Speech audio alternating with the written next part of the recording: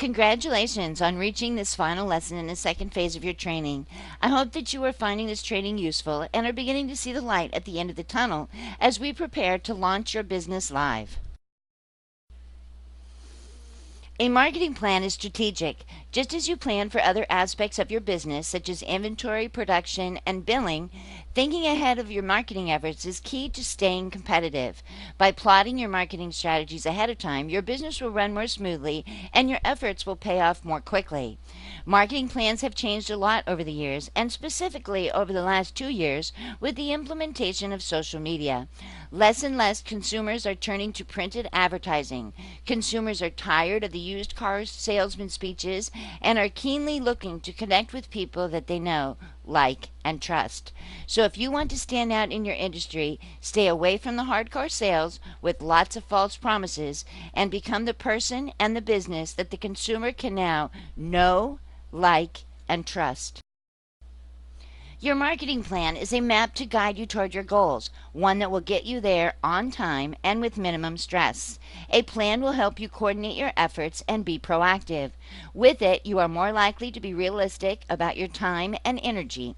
A plan will help you stay organized and on track throughout the year. Your marketing is more likely to get done when you take the time to identify what you want to do and when you want to do it.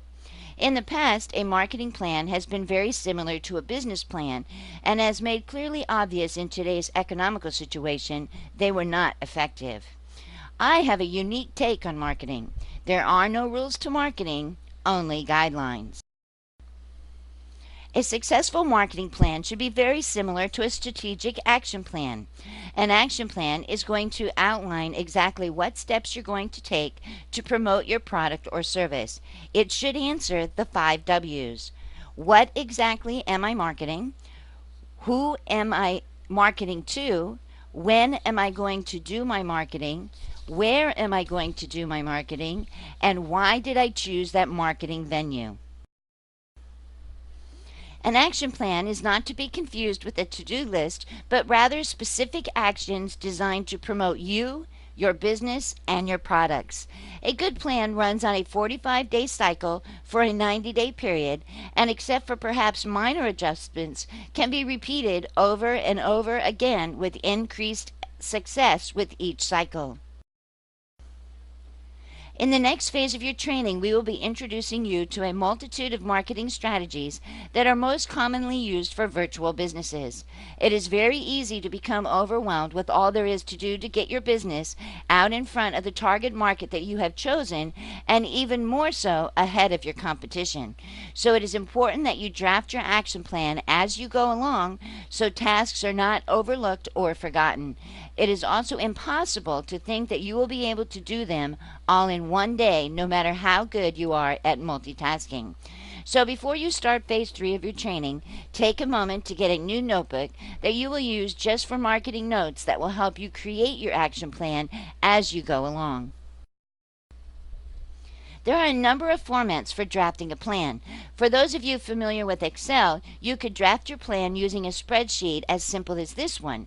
As you learn each marketing strategy, update your spreadsheet to reflect the type of tactic you are using and how often within a 45-day period. Most of us learn to create outlines for writing papers in school. To make this a usable format for creating an action plan, each heading should indicate an overall marketing action, and the subheadings should be the smaller individual tasks that combined will get you to the ultimate goal. A new form of creating action plan is mind mapping, which is a more visual way of managing information overload. Mind mapping was designed by Tony Buzan, and I have posted his video alongside this one in case you opt to use this format. Flowcharts are also another positive way to draft an action plan.